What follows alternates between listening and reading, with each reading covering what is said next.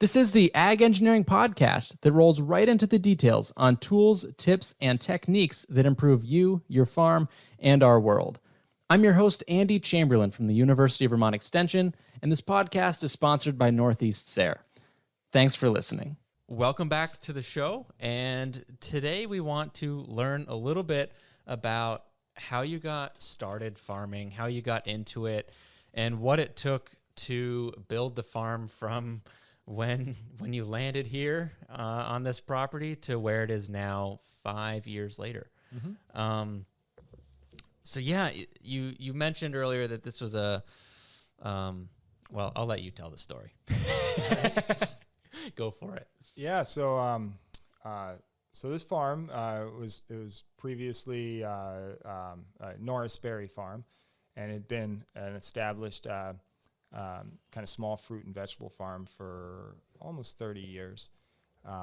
And we took over operation in 2017, so that we just completed our 5th season. My wife and I, living nearby, and we both had like farming background. I'd worked for about 10 years on organic vegetable farms. I'm originally from Kentucky, grew up in Kentucky, and worked on farms there, but more like tobacco farms and stuff as a kid. But that's an interesting topic for another time. Yeah. And then let's see, I got interested in organic vegetable farming kind of when I was just in college, and kind of actually dropped out of college to go work on a farm in Ohio, and then moved out to Oregon, and that's really where I have most of my growing experience. So it's been a real difference coming to Vermont, farming in Vermont from where I was. But yeah, most of my experience in agriculture was in Western Oregon, like in the Willamette Valley. Worked on a couple of different vegetable farms there for almost 10 years. That's cool. Yeah.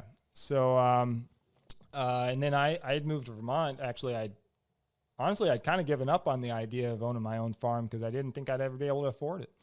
And I'd come to Vermont studying woodworking at woodworking school here, and had gotten a job in a shop and was kind of settling into that. I was doing some part-time carpentry work over at Lewis Creek Farm in Starksboro, and that's where I met my wife. She had been working there for Hank for a few years. And so we got married in 2016, and we were kind of doing various things on our own. We were running a food cart for a couple of summers, sort of a small scale thing, but I was running a little wood shop of my own. Right after we got married in October. We took a few weeks in Mexico and came back, and then we were kind of trying to figure out what we were going to do for the winter, and my wife was kind of looking for work, and noticed that this farm was for sale. We talked a lot about it, about wanting to own our own farm and run our own business, but it was pretty tough to see that was, how we would get there financially. But we saw the Norris Berry Farm was going to go up for sale through the land trust, and we thought, well, let's just go take a look at it. Let's just see what it's like. And we really weren't expecting much, but we came to an open house, and we just decided to jump in and try. We didn't have much funding behind us at the time. I did own a house in Lincoln, but basically no equity in it. Just bought it, with a rural development loan. So we came to an open house December 6th of 2016. The farm, in the winter, couldn't really see much of what was going on here. But we started on a proposal, and over the next month, we started meeting with small business development, meeting with the FSA, trying to figure out if we would actually be able to get funding, starting to put together a whole plan. And we decided that maybe we could make it work if we could get the funding, through the FSA. And also there were a lot of important things that made it work. The land trust was in this particular situation, they were actually purchasing the farm first. the land trust was going to purchase the farm from the previous owner because she really needed to get out right away. And then they were going to lease it for a time period to whoever they selected. So we knew we could lease it for the first about year and a half. And anyway, we got all the we got the proposal together and turned it in January. We had an interview with them at the end of January and got selected. And we had to start running the farm that March. We'd never even seen it without snow on the ground. And it was an established business. So that's kind of go into how we made all that work, because there were a lot of things that came together that if one of those things didn't happen, none of it could have happened. So working with the land trust was great. And the fact that they were purchasing the property and were able to lease it to us for a period of time made that transition that, gave us time to get all of our funding together and make sure we can run the place, get our feet under us here. Actually make some money off of the land here. Yeah. So we leased it for a year and a half. The fact that it was an established business, it was, I would say, sort of in its later years of a business, but it was established a good customer base. And so we could jump in the first year and expect some income. One other thing that was hugely beneficial, the previous owner was very helpful. We had a good relationship with her and were able to ask a lot of questions. And so she really kind of guided us through a lot of stuff. And then also, she had been hiring Jamaican workers for a number of years, and there was one employee of hers who had been with her at that point for 17 years. Wow. Yeah, and he's still working for us. This year was his 22nd year on the farm. Couldn't have done it without him. Really, really helpful. And he knew how things were exactly. going. Yep. Yeah, he really guided us through, getting started here and knowing what to expect and what the timing of things and all of it. So he was really helpful. I can't say enough about pleased to be able to keep him on. And so he's worked for us for the past 5 years now and plans to continue. So that's good. So that was something that, just all these different things kind of came together and actually made it feasible. So we started operating the farm. We took over, all operations in March, and we moved here in May.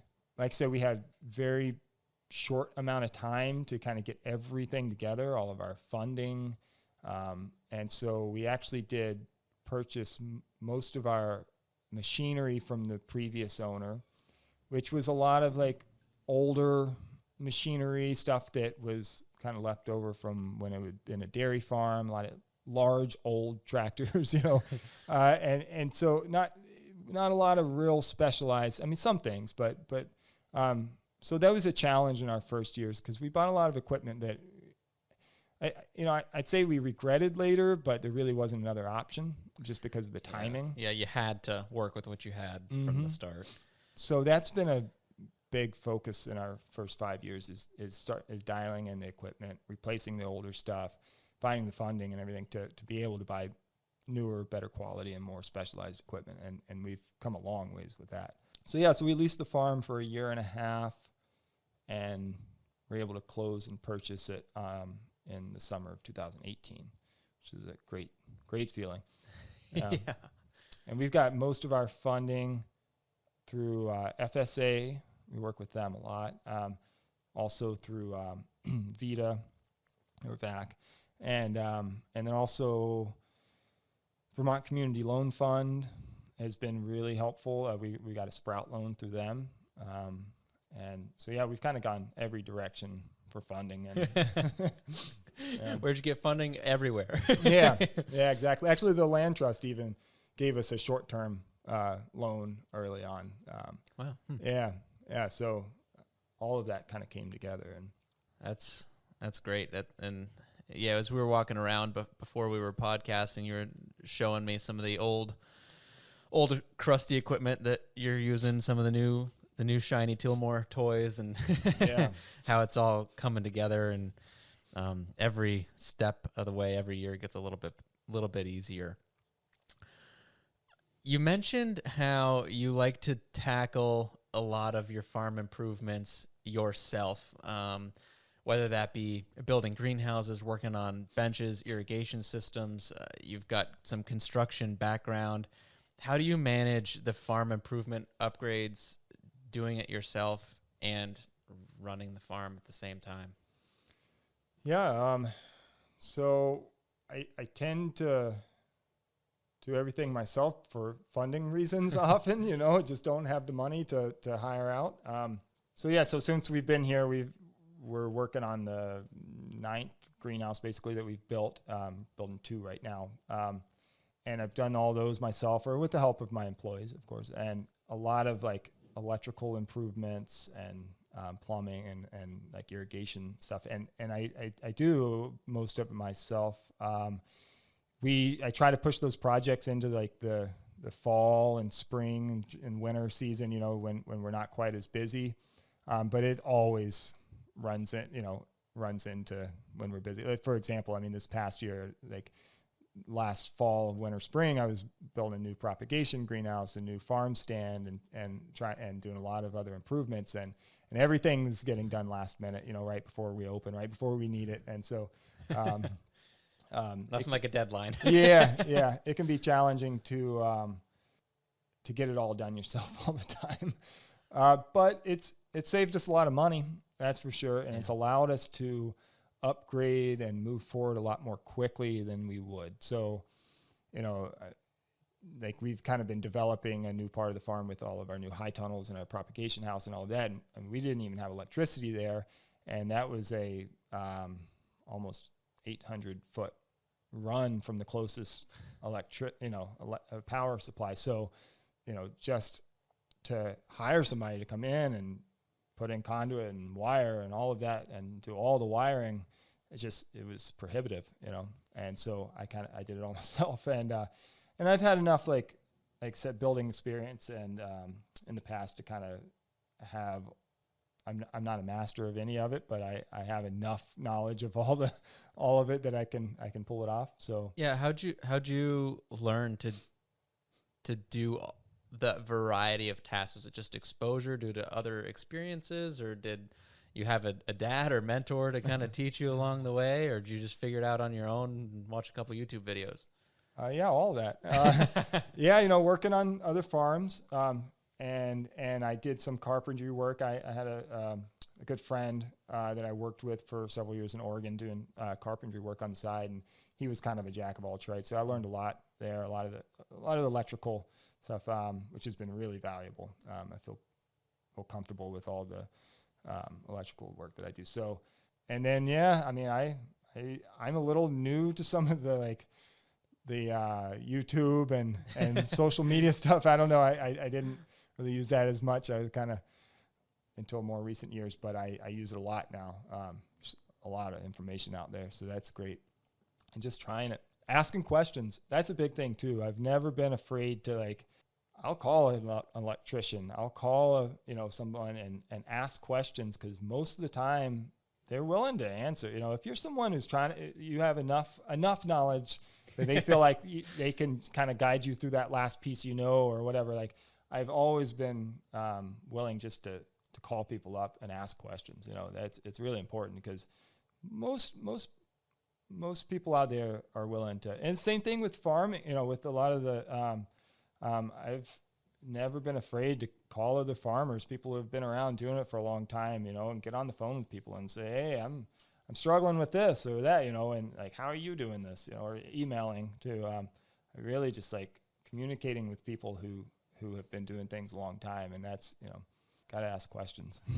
Yeah. It's always good to have good relationships with other electricians or excavators. Exactly. They know what they're doing, and it's so great. And so I guess when you're asking farmers, you're growing strawberries. I know there's other farmers growing strawberries just a few miles away, mm-hmm. and there's other large growers on the other side of the state. Are you asking your neighbors, potentially competition, for help and guidance, or are you calling those on the other side of the state? So there might be more open to help.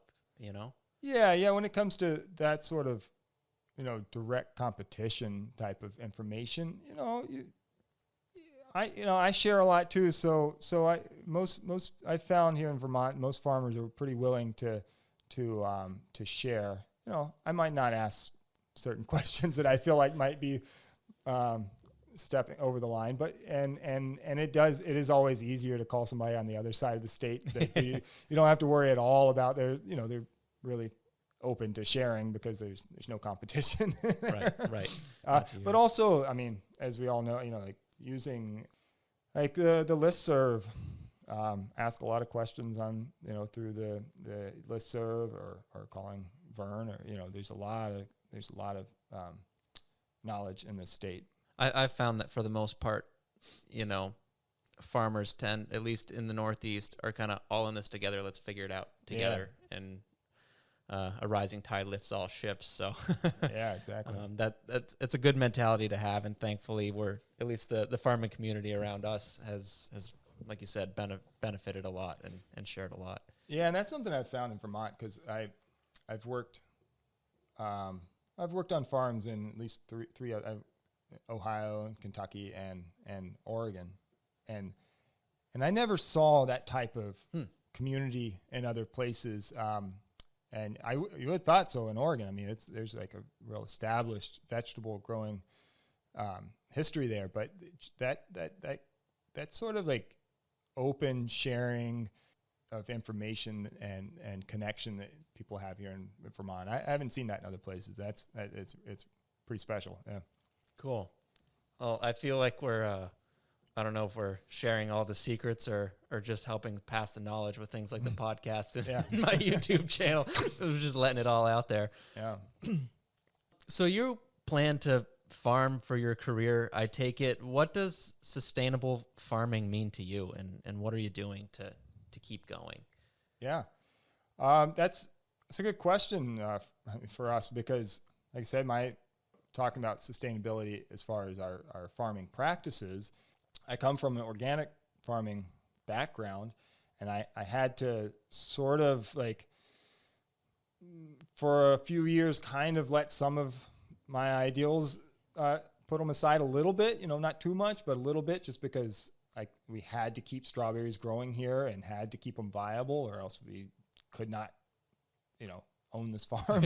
and strawberries being so challenging. So moving towards what we feel like is sustainable practices for us has been really important as quickly as possible. And so a lot of that, I mean, a real focus on soils is where we're getting. That's, as far as practices go, I think focus on soils is the most important thing. I mean, reducing sprays and reducing pesticide use is also, super important, but the soils is where long term, that's really what you're leaving behind, is and making sure that the farm can stay an active, viable farm for long term and sustainable. It's all about the soils, and so we do a lot of cover cropping. We've pretty much completely switched over from all conventional fertilizers to almost all organic fertilizers at this point, in the past 5 years, with a small exception, but almost all organic fertilizers at this point. So yeah, the soils are a big focus for us, and that's the most important thing when it comes to sustainable growing. Now, as far as lifestyle and that's a whole other thing, because as we all know, it's challenging to maintain a sustainable lifestyle as a farmer, especially getting started.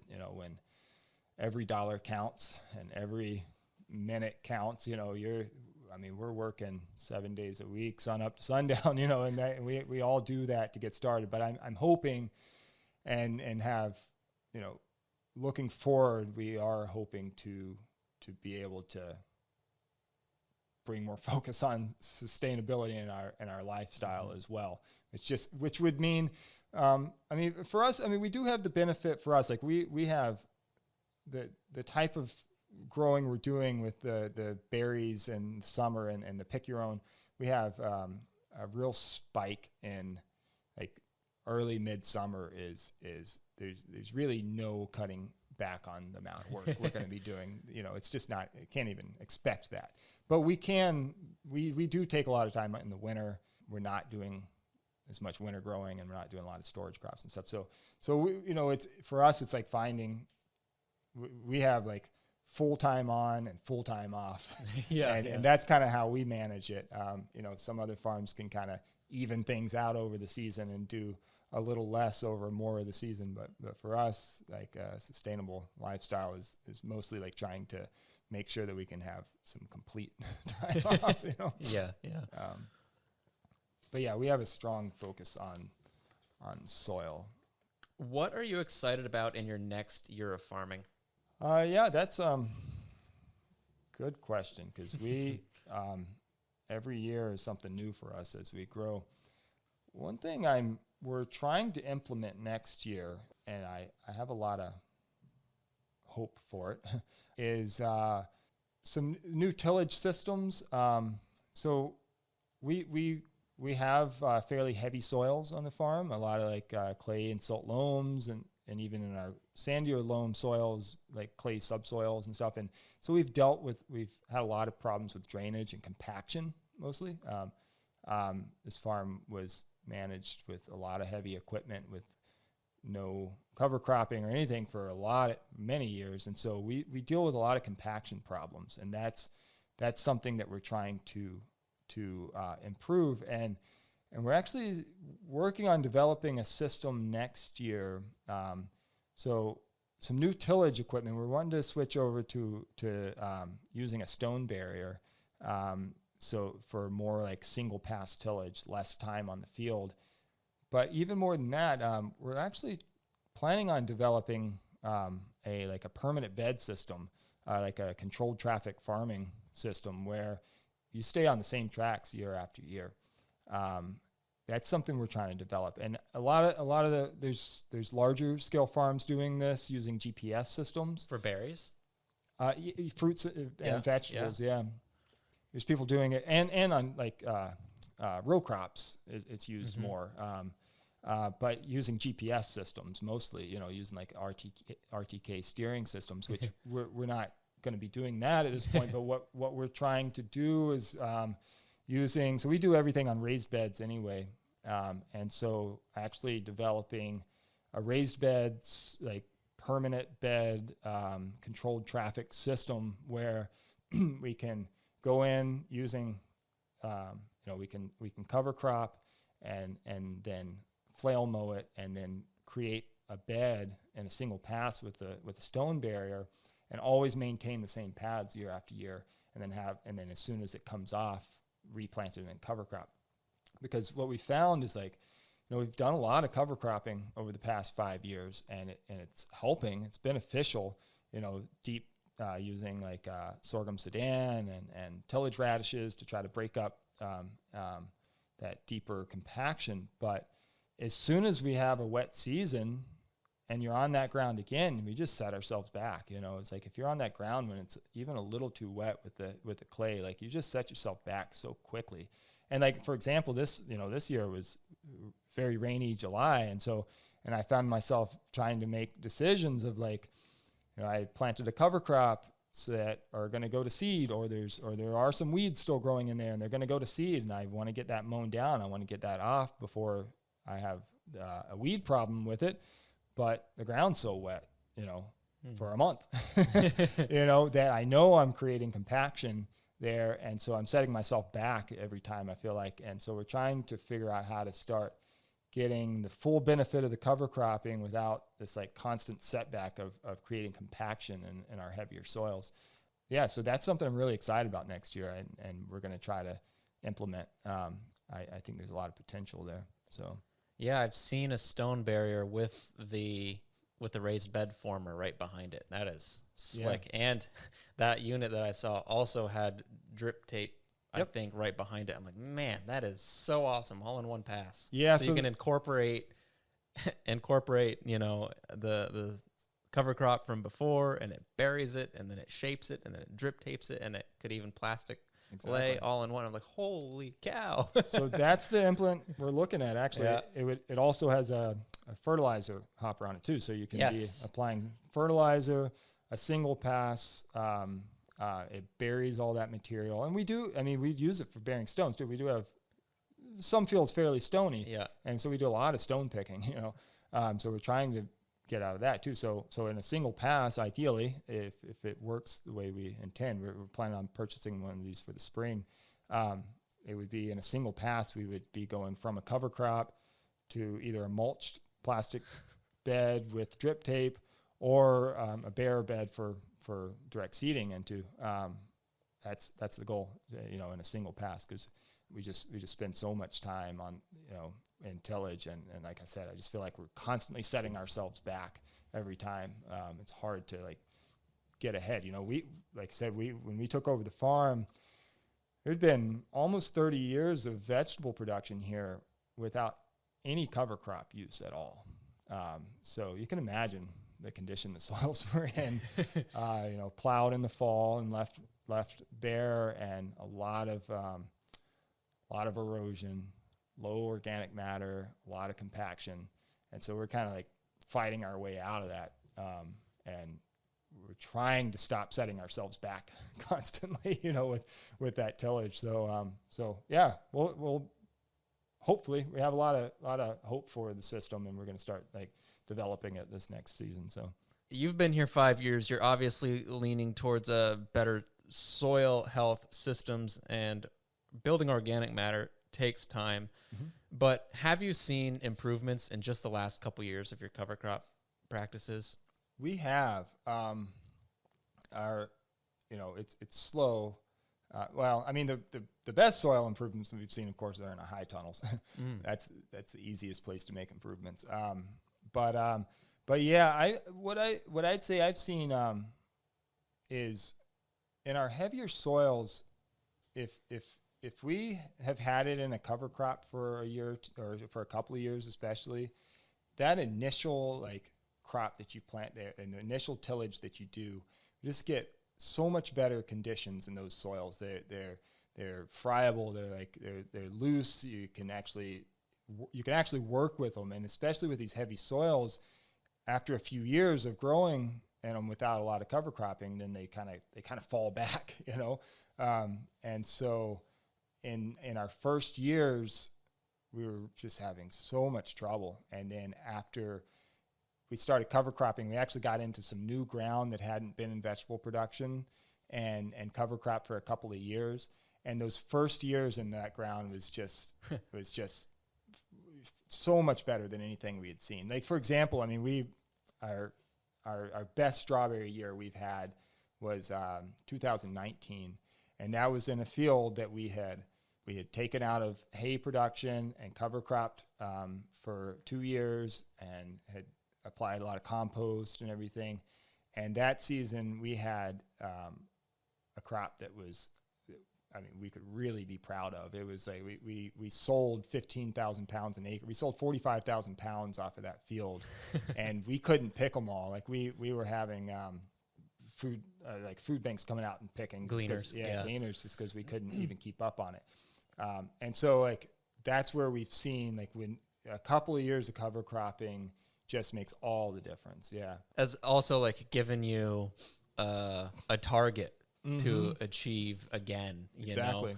It's not, I'd say a carrot dangling in front of your face, but it's a juicy strawberry in front of your face. Just you could have yields that you can't pick enough of. Right. That's insane.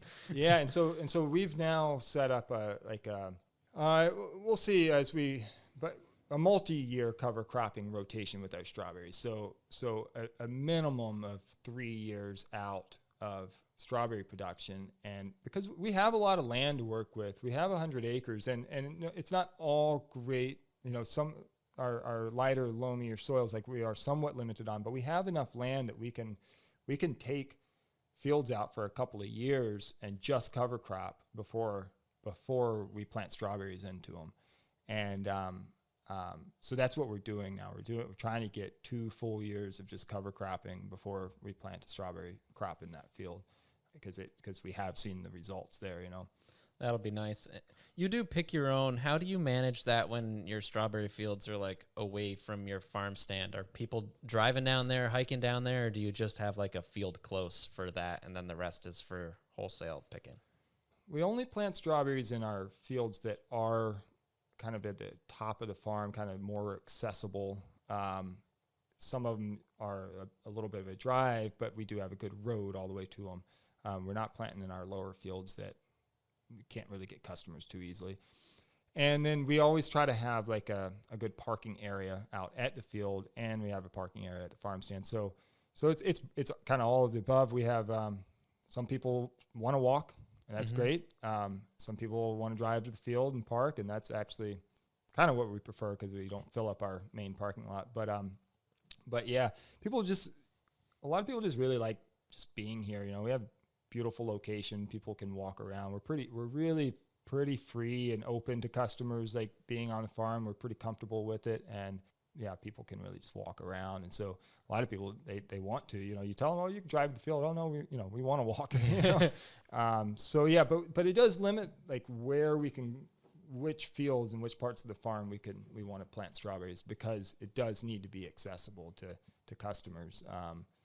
And we have, days of as many as 400 vehicles on the farm in a day, so it's a lot of traffic. It's a lot of traffic. Yeah.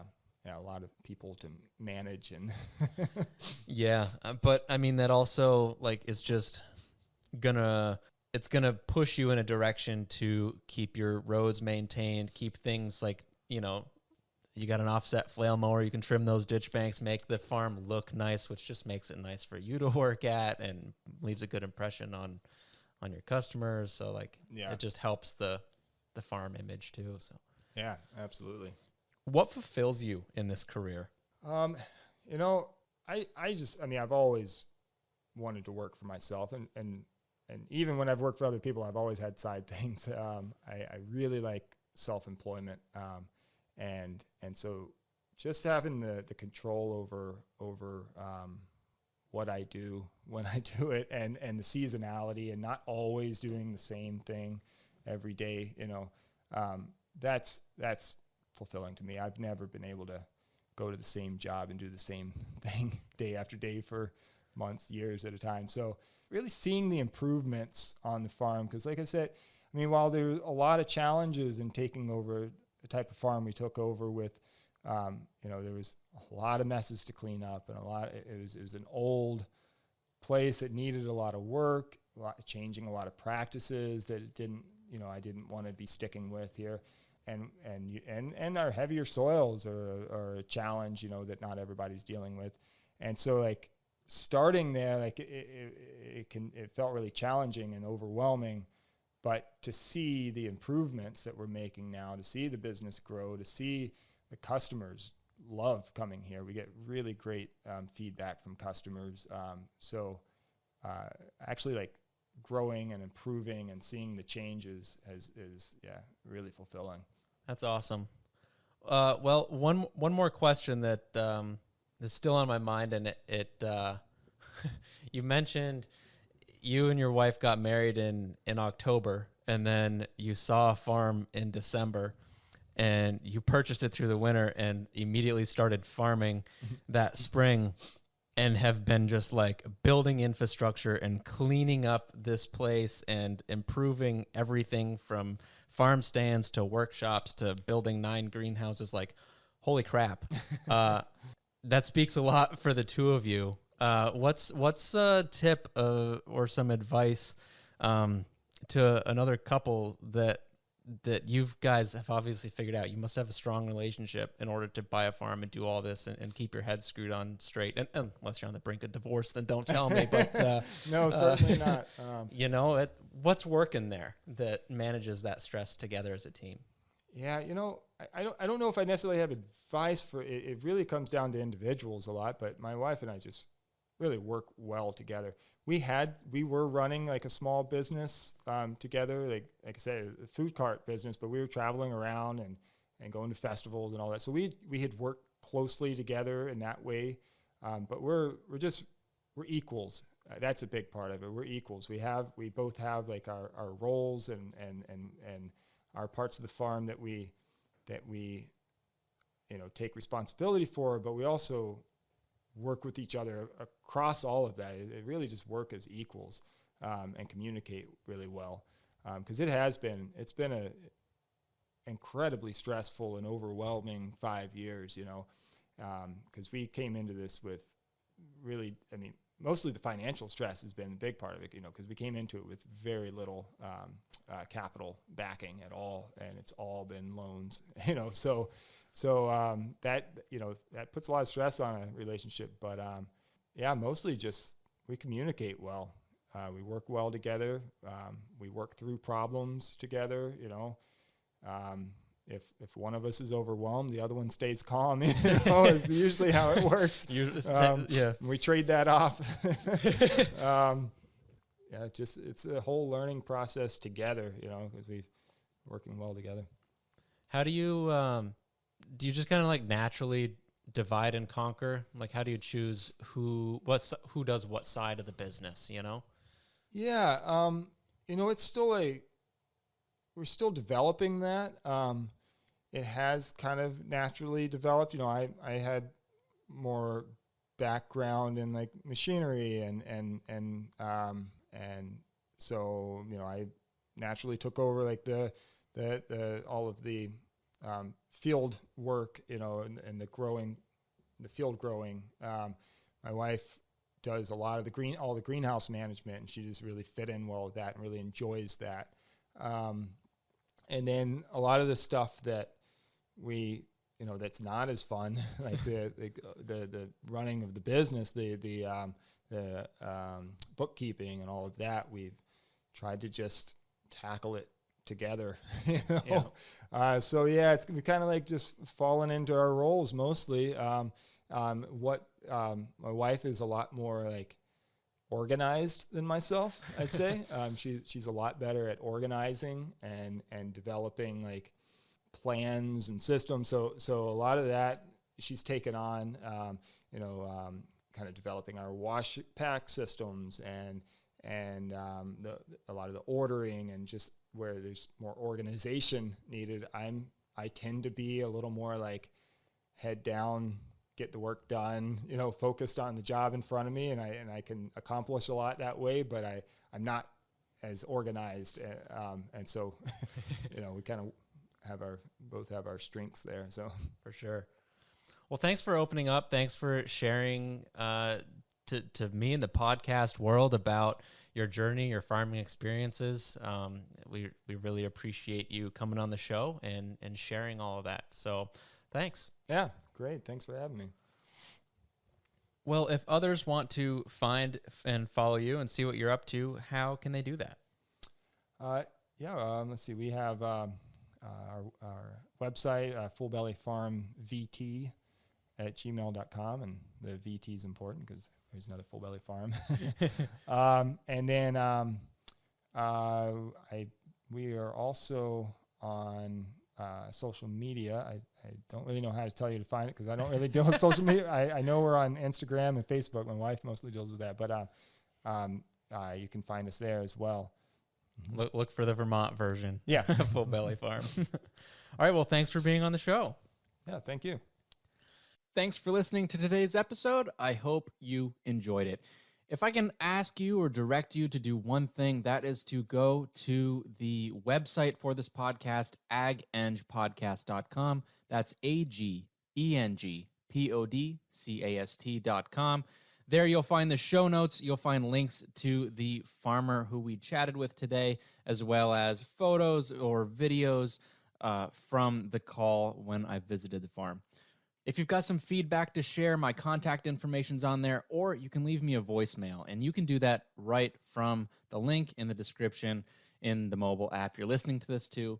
So go ahead and do that. Thanks again for listening, and I hope you have a great day.